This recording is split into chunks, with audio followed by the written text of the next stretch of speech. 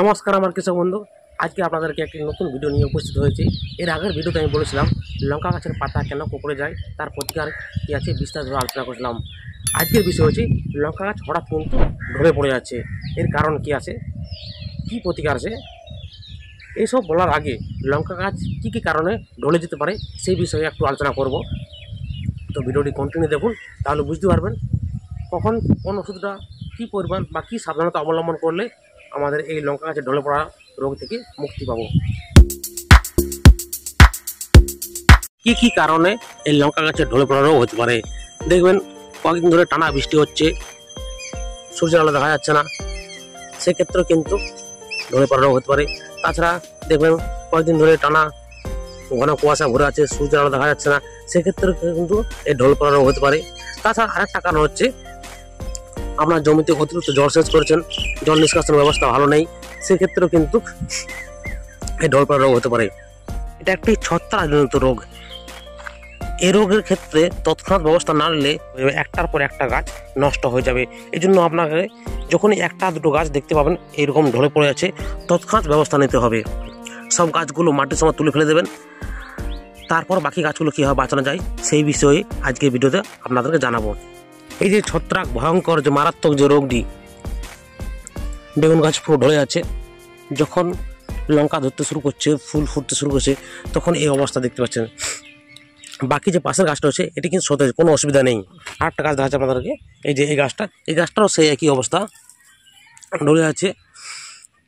এই অবস্থায় কিন্তু মাথা খারাপ করলে চলবে না, সঠিক সিদ্ধান্ত নিতে হবে কী ওষুধ দিলে, কতটা পরিমাণ ওষুধ দিলে আমি বাকি গাছগুলো বাঁচাতে পারবো সেই বিষয় নিয়ে আজকে আলোচনা করব।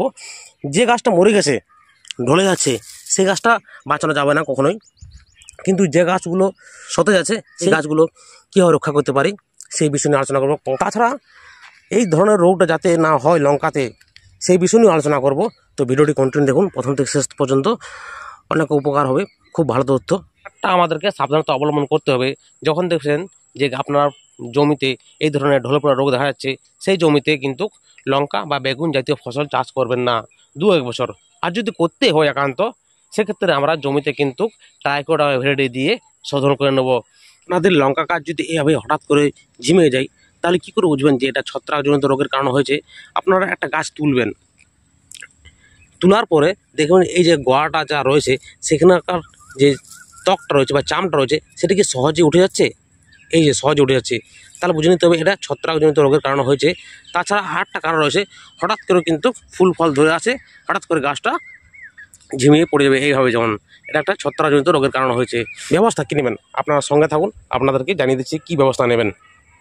আমাদেরকে একটি জিনিস মাথায় রাখতে হবে, দেখবেন ছত্রাকজনিত বা ভাইরাসজনিত যেসব রোগগুলো আক্রান্ত হয় গাছে, আমরা কিন্তু আগে থেকে বুঝতে পারি না।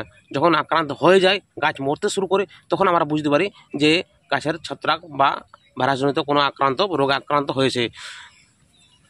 কখন কিভাবে আক্রান্ত হবে কেউ বলতে পারবো না, বুঝতে পারবেন না। হয়তো বীজ বাহিত হতে পারে, বা জল বাহিত হতে পারে, বা মৃত্তিকার দোষ বাহিত হতে পারে।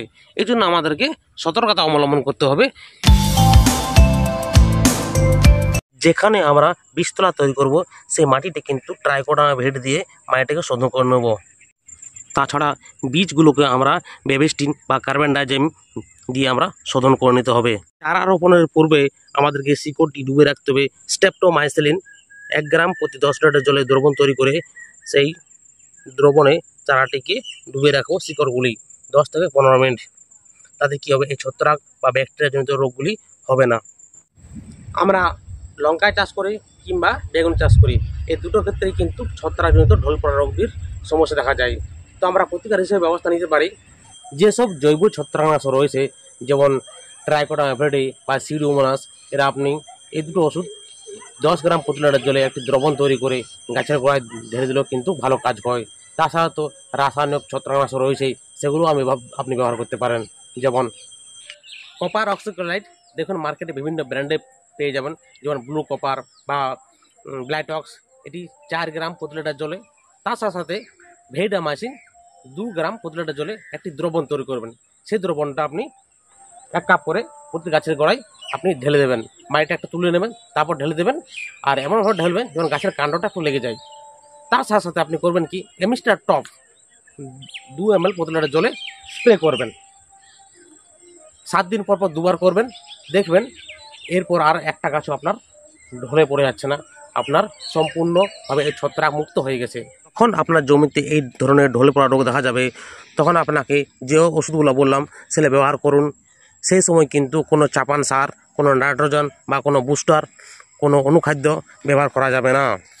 তো বন্ধুরা, ভিডিওটি কেমন লেগেছে অবশ্যই কমেন্ট করে জানান। আর হ্যাঁ, আপনার যদি ভালো লাগে থাকে তো অবশ্যই প্রচুর পরিমাণে শেয়ার করুন। আর আপনি যদি প্রথমবার দেখছেন তো অবশ্যই চ্যানেলটি সাবস্ক্রাইব করে রাখবেন আর পাশে থাকা বেল আইকনটি ক্লিক করে রাখবেন, আপনি ভিডিওটি পেয়ে যাবেন। নমস্কার।